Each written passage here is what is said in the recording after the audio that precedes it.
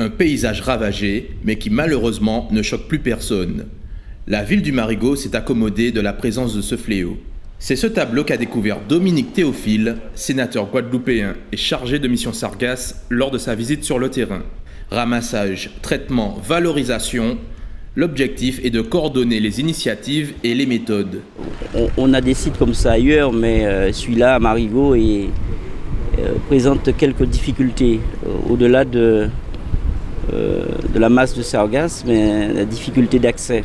Alors soit on démolit ce qu'il ne faut pas faire, ou soit on trouve rapidement une technique de ramassage. Aujourd'hui, c'est des volontaires vraiment qui ont du courage, qui ramassent à la mano.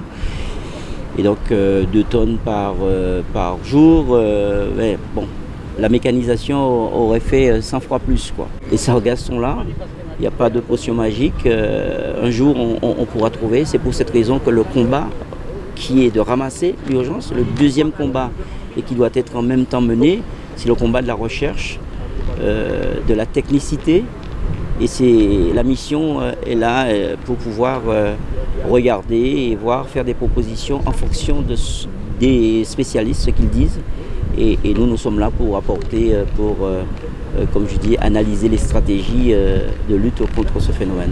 De vraies solutions, ou du moins des perspectives, c'est ce que souhaite le maire, excédé par cette situation.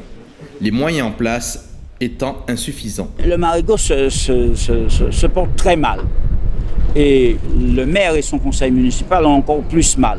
Parce que vous devez vous rendre compte qu'à travers même les médias, c'est l'un des maires qui a le plus d'intervention pour sa commune. Je suis le premier maire, et c'est la première ville impactée qui ait pu faire l'acquisition d'un matériel extraordinaire, le Truxor. Eh bien, aujourd'hui, je constate quand même que cela ne suffit pas, ou encore que le Truxor pose un certain nombre de problèmes. Par exemple, eh bien, augmenter à la seconde le taux de ppm.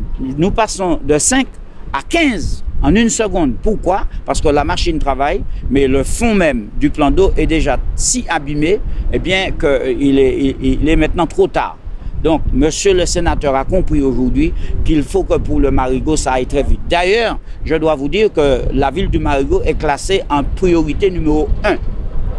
Première priorité de cette mission, parce qu'effectivement, ils ont constaté que la ville est terriblement impactée.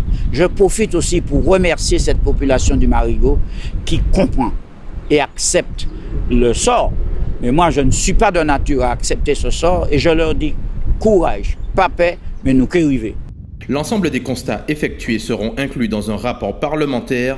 Dominique Théophile y indiquera les solutions les plus pertinentes juste avant une conférence internationale en Guadeloupe en janvier 2019.